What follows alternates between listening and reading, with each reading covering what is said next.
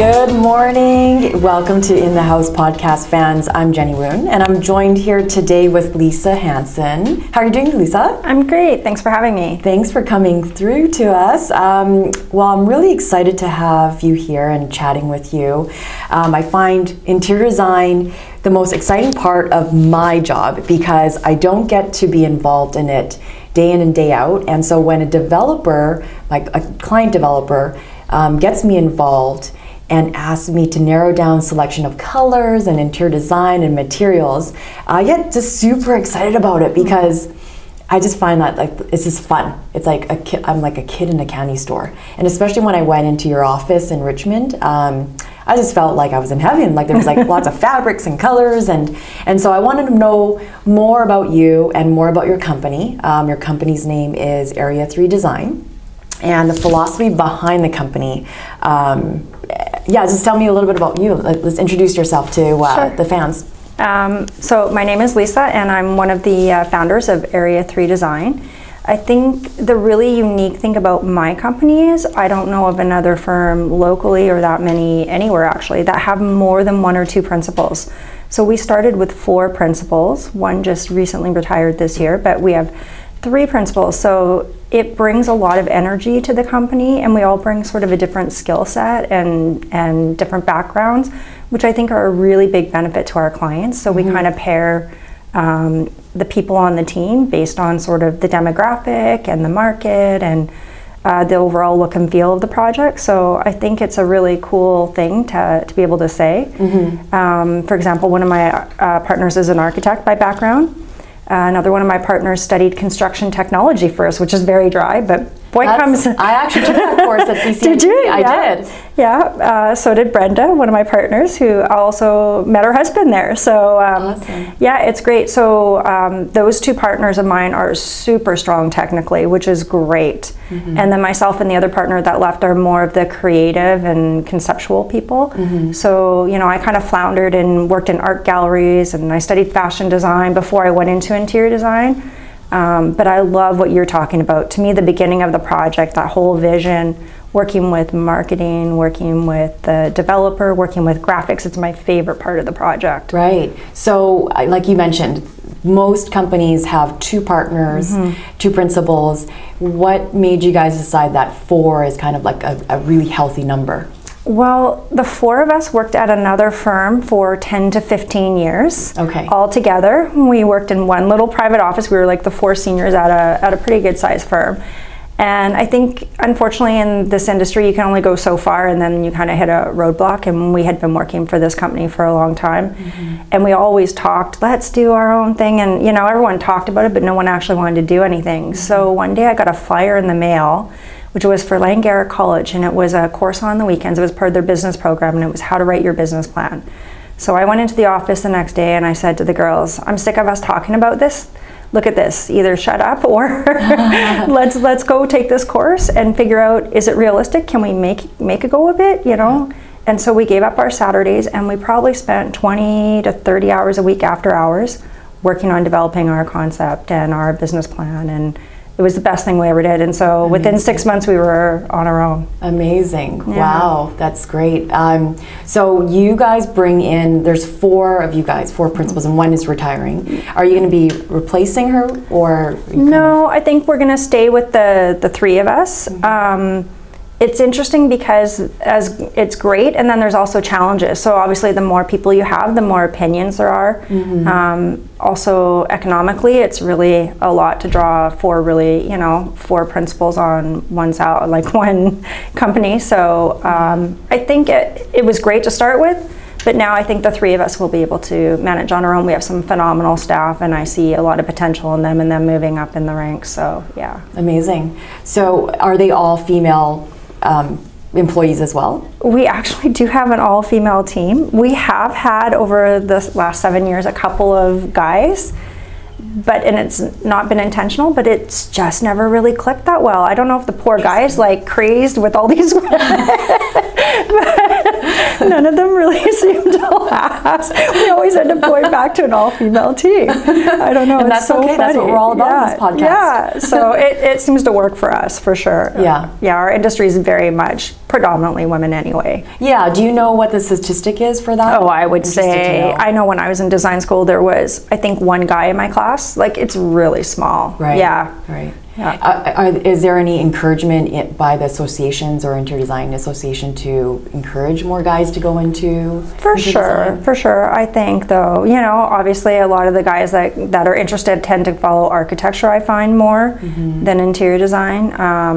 Yeah, I find, or they go into more other creative fields. There's a lot of great graphic designers that are male. Just for whatever reason, there doesn't seem to be a lot that go into interior design. Yeah, yeah. So let's describe what defines interior design, because there's just so many layers to that. Can you tell me specifically what your company, how it's involved in terms of all the different type of clients that you work with? So you have a residential division, you have a commercial division, and a hospitality.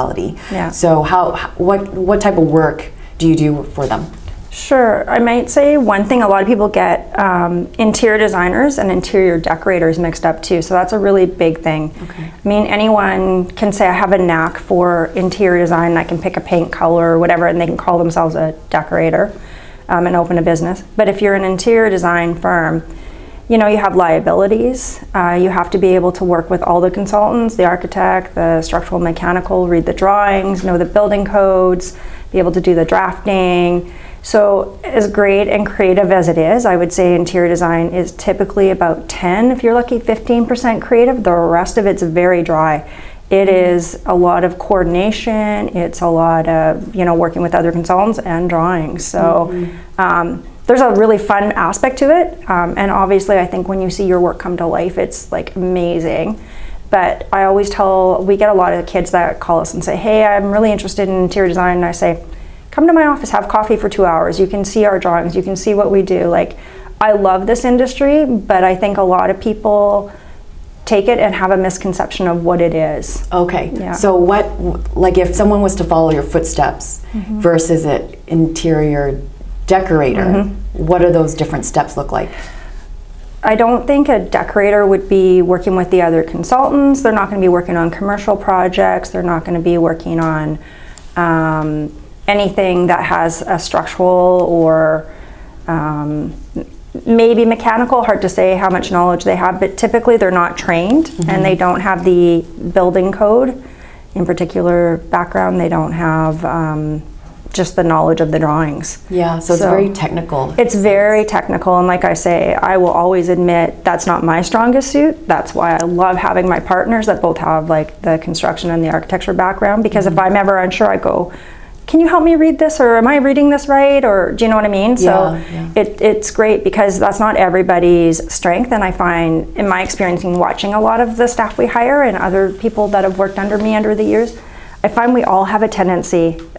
Very few people are 50-50. You're usually really strong creatively or really strong technically. Right, it's like the left brain, the right brain. It is, right? Yeah, and you need both to have a really great outcome. Absolutely. And so you're really strong on the creative side. Yeah. So what does that look like, and how do you bring that to the table with the team? I usually help a lot at the very beginning of the project when we're doing a lot of conceptual, so coming up with ideas for whether it's the common areas, a presentation center. One of my bigger clients is Hostling International. I've done quite a few hostels with them, which is a lot of fun. Awesome. I used to work for a company that did hotel renovation, so more of the really kind of outside the box, a little more fun things. I love doing the sales centers and even the display homes. It's a lot of fun. It's kind of like telling that whole story and selling a dream or the lifestyle. Oh, totally. Yeah. I mean, it's a huge buyer's experience, is walking into the sales center and that whole feeling of feeling at home and getting them comfortable to purchase with you. So, I mean, you've done, you're working on a couple of projects, your company is, with my company. Yeah. I'm selling Shannon 18 and Brockhouse, and Brenda on the team of yours is working with our developers, so that's a phenomenal relationship there. But I've walked through a Kimbo, I've walked through North 27, so you guys have done some fantastic work throughout the Lower Mainland. Thank you. And you've been recognized through the House Awards since 2016. Yeah, thank you. So for those listeners who don't know what House is, it's basically you can go online, you can go on YouTube, and it's like almost like a Pinterest, but a place for interior designers and enthusiasts and professionals to kind of collaborate and get some inspiration. Yes. Correct? But you guys are very, very valid and validated on that website because it's all based on a community group of voters. So how does that work in terms of the competition and the contest? So my understanding with House is basically any design professional can post their work on the platform. It's basically like an open portfolio. And the awards go based on how many times someone clicks on and saves your image. So it's based on the amount of interactions with your photos. So there's a certain number, I don't remember what it is, but you have to reach over a certain amount of number, and then that'll be like the most favorite pictures that have been used, and then you'll get recognition. Yeah, that's awesome. Yeah, your lookbooks are like fantastic. Oh, thank you. I just saved them myself too, so I'm one of those voters. Thanks. How do you personally get inspiration? Oh, well, before COVID, I would say any designer you ask, we all love to travel. I think travel is, I think anybody, regardless of what the profession is, there's something about traveling that's just like, I don't know, I'd come back and I never want to come home. But everything's just so different, and I think just seeing things in a new set of eyes. But besides that, I would say even just, I don't know, meeting new people. I like to read. I like to, talk to other people, get other people's, opinions and hear what they think about things, and it just makes you think a different way, taking a different drive to work instead of always driving the same street. Yeah, I don't know. I would say there's a lot of really good things on the web too. If you love, any type of creative field, I would highly recommend you look at a site called Behance. Okay. And it's, again, an open portfolio kind of website, and it has everything from photography, fashion, graphics, interior design, architecture, people that do visual renderings. It's amazing. And you can see someone from halfway around the world what they're doing, and it's really cool. Wow. What is the most fun project you've ever done where it was out of the box and a developer was like, or a client was like, just go for it. I'm going to let you have your say on this. I wish they ever said just go for it. And the budget is limitless. Oh, that please give me those clients. I would say Kimbo was a really fun project because it took a little bit of a different approach, and the graphics team had never worked on multifamily before. They were more into commercial design and or retail. So they came with a really fresh perspective, and I feel like it was, a lot of times the projects are when a team really comes together really well and we kind of all bounce off each other. And so this was supposed to be more of a mid-level to higher level project. And so the common areas that we designed, to me, were supposed to be like super sexy, kind of dramatic. It was the young urban professional, so that's obviously different than a family.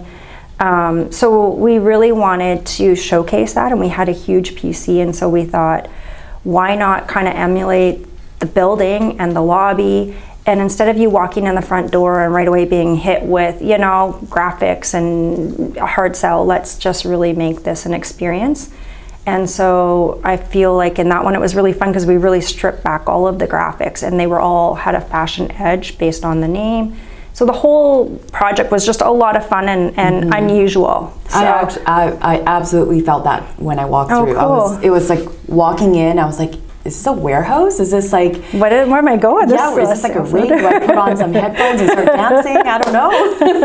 So definitely capture that emotional touch for sure. Yeah. Well, what's another project that was like challenging though? I would say really challenging is a lot of times when you have a really small budget, because you have to be extra creative to kind of figure out how to do it.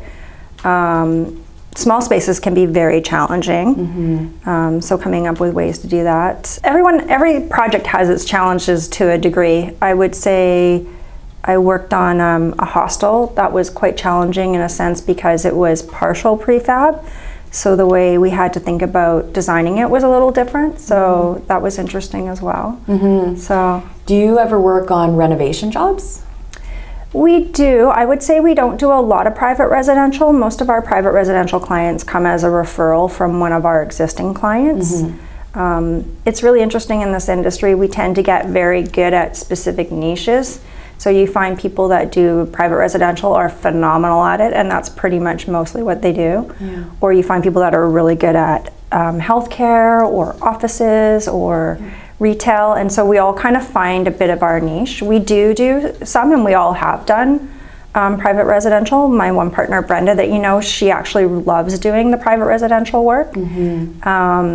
And Colpreet really likes doing offices as well.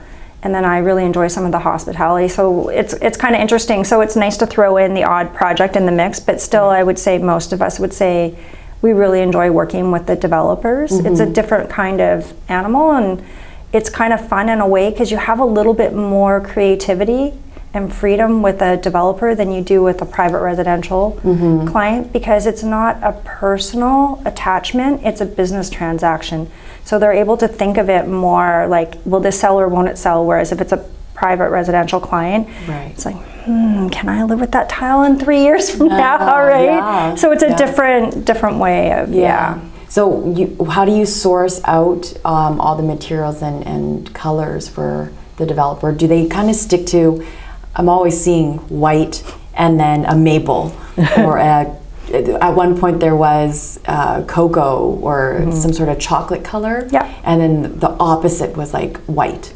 So seems like when there's one developer kind of stick to this one color, it seems like every other developer also sticks to the same color too. They definitely, no one likes to be the one to take the leap and try something new. I'll agree with you on that. You get so excited when you get a developer that's like, yeah, let's just go for it. But a lot of times I find it's this uncertainty of will it sell, and so you know, it is, they're all doing it not just for fun but to make money, so they want to make sure what they're doing is gonna actually sell. But you're right, you'll see over the years there was maple, slate was a big thing, we had really dark floors for a while, then we had a lot of gray floors for a while, then you know, we've had a lot of white oak. So it does kind of, you can kind of see what decade you were in when you look back at some of the base building finishes, for sure. What's the trend for 2021? I think there's a couple trends going on. Personally, my office, we are really inspired by a lot of the more Nordic, Scandinavian flavors. So I think we're still seeing lighter floors and lighter finishes. I think the really dark heavy is gone for a while. I do think the gray is sort of subduing a little bit. I think you're finding it warming up a little bit. I'm not saying I'm loving it, but I'm seeing more browns coming back as well. What about the green velvet and the copper? I'm finding it kind of in Earl's restaurant, it kind of started that, and then now I'm all of a sudden seeing it in faucets and lighting accessories. Do you think that's going to be staying? I don't think it'll stay, but I think it's something that's current right now. You're seeing, yes, a lot of, like, whether it's brushed gold, whether it's the copper, black is huge. Black I think you're going to see for quite a while. I don't think that's going anywhere. It took a long time to come to North America, and now everybody's embracing it. So I think that's got a few years to ride out. But I think the other metallics are very project specific. I have a project right now which is doing it, and they're doing gold faucets and they're doing gold hardware on the cabinetry, and that was client and marketing derived as well. So where should if someone was doing like a renovation job or customizing their home, where should they spend the most money in their home so that they can get the biggest return?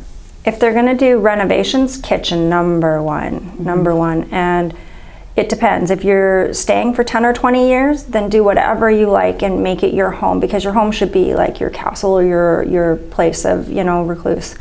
If you're looking at it like, I'm only going to stay here a couple years and then I think I might want to sell, just think about, you know, being maybe a little bit safer. You know, a blue kitchen might not appeal to everyone. White's pretty safe. Is it the most dramatic? No, but if you have an old kitchen and you're putting a clean white fresh one, and just livening up the space and freshening it up, it can do wonders. I would say definitely kitchens are number one, bathrooms are number two, especially en suites. Yeah, absolutely. Yeah, would you say the same thing? I always, whenever a client asks me where they should spend the money, I always say the kitchen, kitchen and bathrooms primarily. Yeah, and then I would say painting, obviously, because the return is 150% or more. Yeah, and flooring. Yes. Yeah. Flooring for sure, as long as it's all cohesive. So I think the biggest thing is the less finishes you introduce, the more cohesive your space is going to feel. If you have 4 different floorings and 4 different transitions, it can get to be a bit choppy. Right. So if you were, say, living in a 2-level townhouse, if you were going to replace your floor, do the whole townhouse. Don't do 1 level. Right. So don't do carpet in the room. Or don't leave the old floor downstairs in the basement, which was an old laminate, and put a new one upstairs, right? Like, you got to run it all the way through. Yeah, to I'm get seeing that so many different types of floorings now. So there's like a tile that looks like wood, like faux wood. Yeah. There's bamboo. There's like, what's kind of the biggest trend right now? There's a couple trends right now. I would say what you're really seeing, and something that's going to, I think, really become more and more common in our work, multifamily, is vinyl flooring. You're seeing that huge. We're using it a lot in rental. It's come a long way. Laminate's not going anywhere, and the laminate is getting better and better at emulating wood, depending on the brand you use. I mean, I'll always still want to use the hardwood if we can, but it obviously is price driven based on the market right now. But herringbone's a big one too. Okay. Everyone's loving the herringbone. It's just a cost prohibitive. So herringbone is the style of the flooring. It's the pattern you lay on the floor. So there's chevron and there's like in the 60s we had the parquet. Yeah, right. Yeah. So those are all kind of making a resurgence right now too. And if you look at anything from Europe, they all use the herringbone, and it is beautiful. So we have one project that's doing the herringbone right now. So we'll see how it does. Goes. The installer also matter? Like yes, yeah. Right? Yeah. You know what? The product doesn't cost really that much more. It might cost 10 or 20% more. It's your installation, the amount of time to lay it when you are doing a herringbone pattern. The guys that are guys and girls that are graduating from school and apprenticeship, do you find that they're improving on their skill sets, or are they more learning on the job? How's the quality of workmanship? That I would say I would really have to talk to some of the site supers and get their opinion. I do think there are variances between builders and sites for sure. Yeah. I guess the biggest thing I would say is look beyond the price. The lowest price isn't always the best price. So sometimes you need to pay a little bit more, but you'll get it done really well and get it done right the first time. Actually, I have a question, because this comes up often when my clients are getting quotes, and generally there's different types of estimating jobs. One contractor would have a base price, and then they would add a percentage for their project management.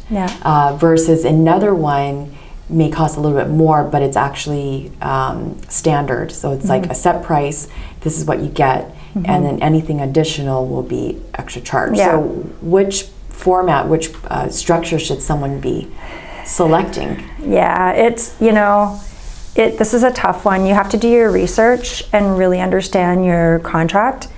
And this even happens in the multifamily, because sometimes, someone will be awarded a kitchen contract to do all the kitchens in 100 units. And they have given the developer a price, and then I come to realize the price is not inclusive of what's in my drawings. We're actually they should have read the drawings and bid on it, but they've just given a generic number. So now we have to work backwards and figure out how to value engineer that kitchen so it fits in that price they've agreed on. So with homeowners, if you don't have a designer already and you haven't got specs and you just get a price, be careful, because if you just say, I want new appliance, this and that, do you know, are they giving you GE appliances, or are they giving you Sub-Zero? We had this issue with a private residence we were doing. the contractor gave her a price and she ended up being way over because he didn't ask her enough questions about the level of what she wanted in the reno, and she didn't know enough to say, I want sub-zero, not. And so this happens quite a bit. So I think really do your research and your diligence. Yeah. And make sure they've got good reviews, or the best I would say is a referral. If you know anyone that's had a reno and can refer someone that had a positive experience, I would definitely go down that road. Yeah. Is it pretty competitive in your industry in terms of putting bids in and for us jobs? Oh, for sure. Yeah. I would say probably we get 30% of the jobs maybe that we put a proposal out for. Okay. Yeah, it's a very competitive business. You know, there's a handful of designers that do great work in the city, and you're usually up against a lot of the same designers all the time. So once you get to work with a developer once, usually if you can do a good job for them and it sells well and you meet the timeline and you help stay within their budget, you often will get repeat business with them. So it's really fun because then you really get to know the dynamics of that team and how they work and what their expectations are. So each project just goes even smoother and better and better. So it's really fun. So, but it's also really hard to get your foot in the door with a developer you've never worked with, because a lot of times they have a really great relationship with another firm. Right. So, yeah. So the capacity of your workload, how many projects do you work on at a time? Good question. Right now I have maybe about 7 that I'm working on. Oh, that's amazing. Yeah, so I guess they're on different stages too. Sort of. That's what I find. I find that in sales. Yeah. It kind of goes in spurts. Sometimes all of a sudden everybody wants to launch and everybody wants to start designing so that they can get their drawings in. And it's but no, it's been pretty good. We were a little worried with the pandemic, but this business just kept going. You know, it's funny. Real estate in Vancouver does really well. It just doesn't seem to ever stop. How have you found it? Oh yeah, we're thriving. Yeah, it's amazing how we've been not affected on a global scale of what's happening out there. Real estate in Vancouver seems to just be untouched. Yeah, it's interesting, isn't it? It is super interesting, and it's amazing how people will just put money down right away without seeing anything. Hesitation, without seeing anything. I've been doing sales overseas, and it's all hype. It's all about putting your money where it's safe. I think a lot of people Vancouver is getting a huge recognition for being a very healthy and safe city to live in. So we're getting that type of recognition. Yeah, and how are you finding it with sales centers with the whole situation now? We were planning on finding space and leasing space for a storefront, but a couple of developers have held back because we can't invite people to the sales center anyway. So we've shifted that conversation into boardroom style. May not have the same experience, but it saves them a whole lot of money because look, we're 7 months, 8 months down the road now, and we still don't know what's going to happen. Yeah, no, that's interesting because I've heard that from a few developers too, that they are taking the boardroom approach now. They're just doing nice marketing boards. It's more informal. It's a lot of renderings, a lot of virtual tours, a lot of getting, knowing who do you know and can you rely on the word of mouth and the referrals from the agents. So that's what we're just good for you. On that. Yeah, that's awesome. But every project's different. Every developer's aggressiveness and assertiveness in the market is very different. Very true. Where are you finding your clients are still kind of moving forward? And so far it's been good. I have a couple projects that are going to be launching this month or next month, which is really unusual. 10 years ago I never heard of a project launching in November or December, and the last few years have just been so interesting. I think it's like stopped being seasonal now. It's just how soon can you put it out?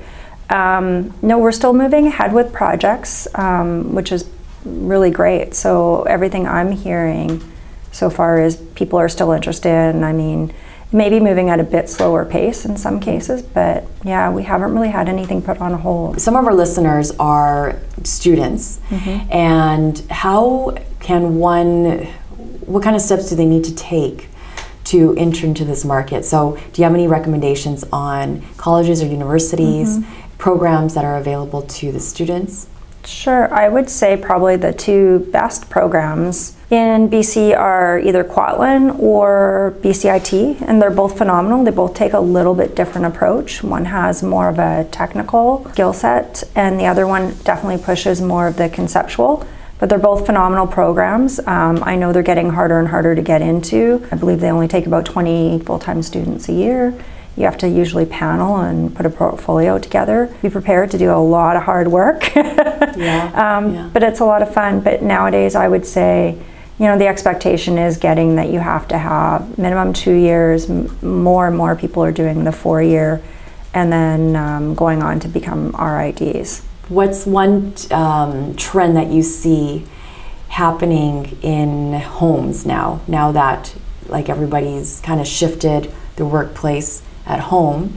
Are you finding that people are kind of living differently, or what's the shift in your definitely, I think, even though it hasn't necessarily all affected us because we don't do a lot of private residential, I do hear of lots of family and friends. I go to obviously shop a lot for projects. I had one store during the pandemic that was open when we were in lockdown, and it was hard to get through to him.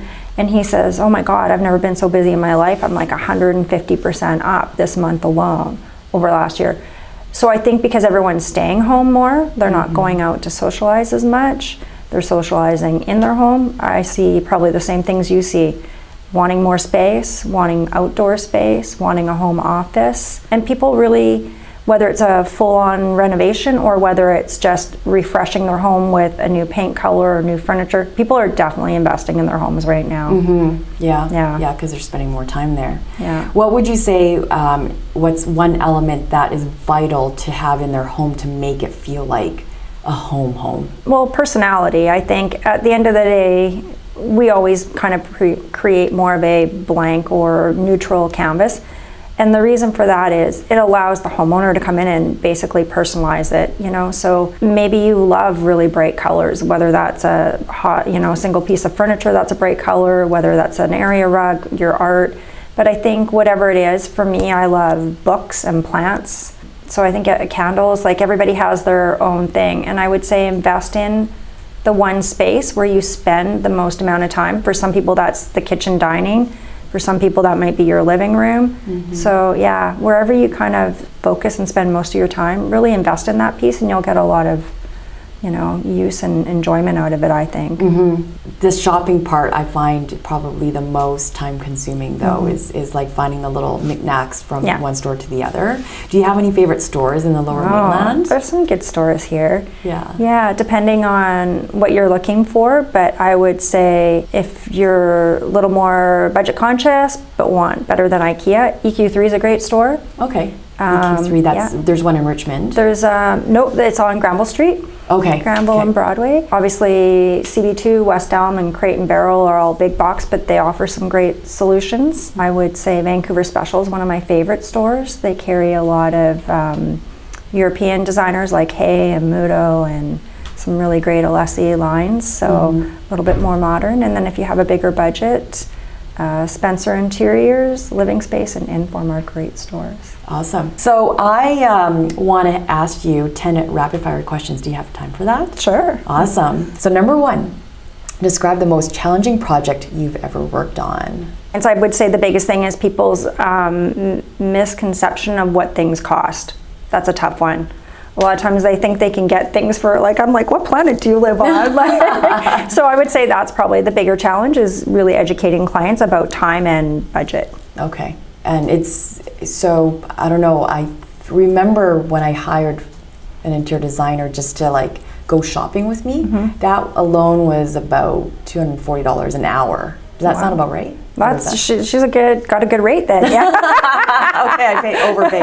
No, she was really good. No, it depends. Like it's totally gonna change based on where you go, right? That included like drawings and going to do the shopping for me because I didn't want to go pick up anything and her gas and everything like that. Yeah. No, That's fair. Yeah, it is. It's like, I think, and that's the thing, a lot of times people think, oh, I want a new sofa, and they think it takes us 5 minutes to pull it out of our hat, you know, and that it's available next week. No. I bought my couch back in June, and I still am waiting for it because it's coming from Australia. Yeah. You're probably finding that a lot too right now. Right now, everything is delayed. Right. And I find, because most products either come from a lot of it locally for my budgets with display homes, not US or China, and everything's experiencing delays. I've had things take 14 weeks now, which would normally take, 4 or 6 weeks.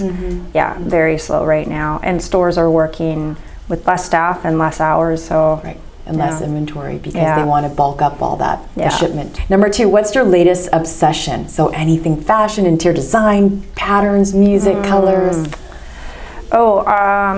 Again, I would say anything sort of Nordic. I love, like, there's a lot of great Danish designers. There's a lot of anything. I go to Hansen, look at that line. Go look at the lines Vancouver Special sells. IKEA did about 3 or 4 years ago a really great collaboration with Hay Furniture, which is also another great Danish line, and it sold out like almost right away, and then they didn't even make enough. It was like, so it was really fun. I love seeing that collaboration of big box like that, trying to bring in and give more modern design to the everyday kind of homeowner. So yeah, I'd love to see more of that. That was really fun. Yeah, that sounds like a fun event. Where do you find inspiration for new design? A lot of magazines, a lot of books, a couple of those websites I mentioned, travel. Yeah, totally. Yeah.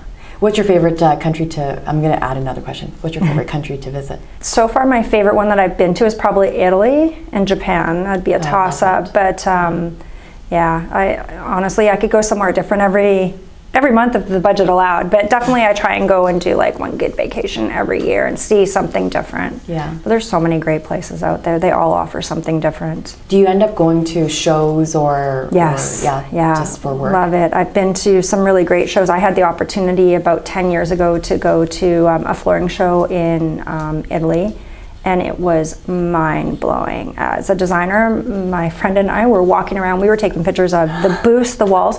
They spend on average about the equivalent of $1 million US per booth.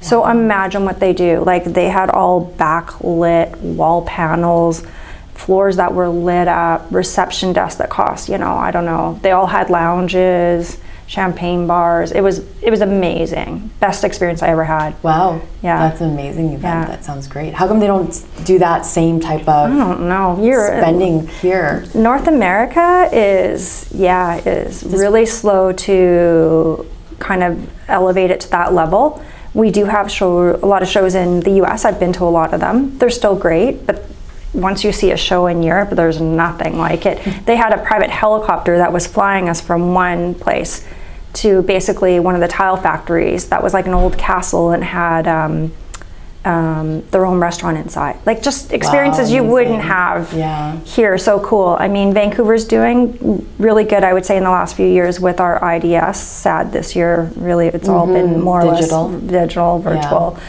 But I mean, that's been growing every year and becoming like a really great event every year. So yeah, hopefully. Yeah, it's still on, right, till October 8th. It is. Yeah, there's still some small showrooms that are having, very small quantity people in at a time, and there's some exhibits and stuff. It's just not the same. No, especially I like picking up all the swags. Oh, and it's the social aspect, and now you got to go and you got to wear your mask and stand. It's our industry is very social, and there's that wine so much event. Fun. Right? Oh, isn't that fun? That's so fun. That's the best. Yeah. Oh my god, and there's so many after parties. Yeah, I'm with you. Oh. Yeah. What's your favorite material color to work with, and why? Oh, anybody who knows me will say boring, but white. I love white. Okay. I'll always use a lot of white. Is there like a pure white, snow white? Like, is there a name to that? I used to love one by Parapaints, and Parapaints is gone now. But yeah, I use a few. There's Pure White by Sherwin-Williams. There's one called Decorators White by Benjamin Moore. They're both really great. I used that one before. Yeah, it's just a really good, clean, classic white, and then you can put anything with it. Okay. Yeah. Okay, awesome. What architectural style speaks most to you?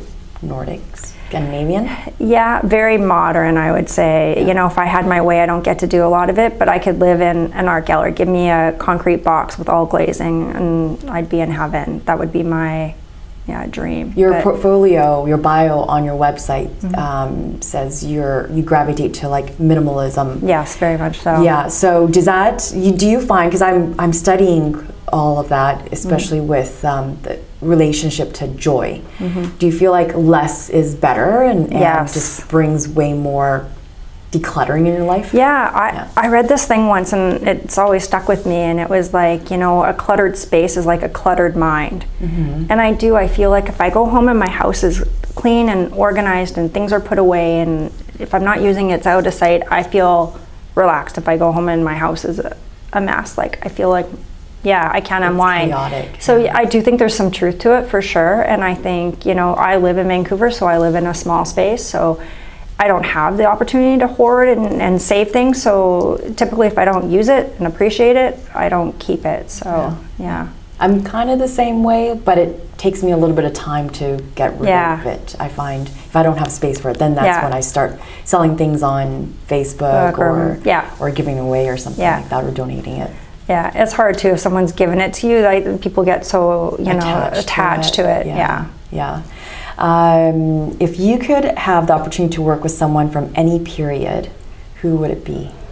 That's a tough one. There's a couple. I would say I would love to have talked to or worked with Mies van der Rohe.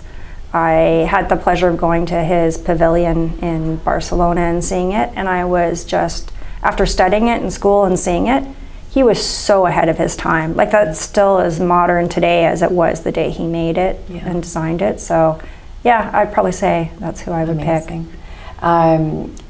What's your favorite pieces in your home? I have just a print of one of Picasso's posters, but it was because it was an art gallery I worked at. It was the very first piece they let me frame and map myself, and so I bought it just because. And I didn't even have an attachment to that image, but you know, since then I do actually really like a lot of Picasso's work as well. So I have it, and it's, you know, probably way too old, but it's just sentimental, right? Yeah. Is it still up on your wall? It's still up.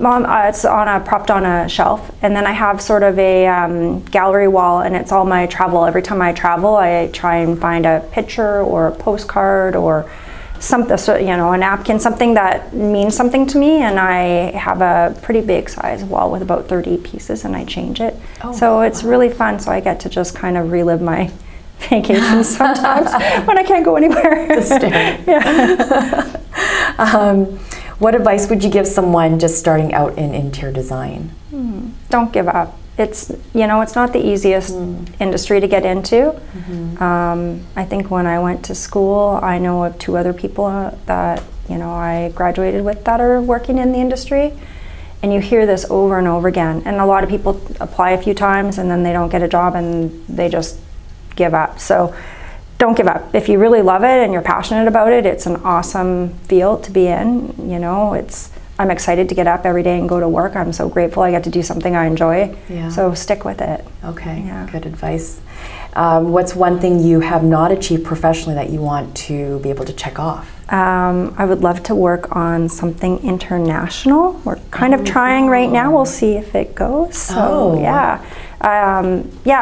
done a lot of work across Canada. I used to have a US work visa, and we did some work for display suites in the States before, but I'd love to do something internationally. That would be fun. That would be fun, and you could write it off too. That's the first thing a realtor thinks about. And get to go there, right? Site visits. That'll be fun once you can start traveling. So I hope that happens for you. What have you learned about running an interior design business that you did not know when you started? That we didn't know anything when we started. Fake it till you make it type of thing? No, you know, because we took that course and we wrote a business plan, and, you know, we had spent so long on it, we thought we knew everything, and it's great. And it's like, you know, I can remember, and I have to apologize to my previous boss, you know, they would go in the office and shut the door for a couple hours, and we used to think, what the heck can they be talking about all this time? Like, what is there to talk about? And after you start your own business, you realize it's like, oh yeah, there's accounting, there's HR, there's proposals, there's business development, there's like social, and I'm like, but you know, when you're an employee, you just focus on your work and you're kind of oblivious, and then all of a sudden when you have your own business, you realize, well, there's a lot more to it. Yeah. What's the least fun part of owning the interior design company? Is it the accounting part? Or I would say for me it's the accounting part for sure. Yeah. It's thank God we have a full-time accountant, but when we first started out, I was nominated to be the accountant. Oh, I don't want to go back to that ever again. Just stick to what you know. Yeah, she can have her job. Yeah. And last question, where can they find you in Area 3 Design? Oh, well, they can find us on our website, which is area3.ca. We're also on Facebook, we're on House, as you mentioned, Instagram, and Twitter. Awesome. But I would say, yeah, Instagram's a great platform. We really enjoy that. Yeah, you guys are phenomenal to work with. You have amazing talent, and the philosophy behind the team is amazing, and definitely you guys are role models to all the newbies that are coming into the business. So thank you so much for your work, and I look forward to working on more projects with you guys. Yeah, I hope I get to work on it with you next time too. That'd be awesome. Thank you so much for being on the show. Thank you, Jenny. Thank you.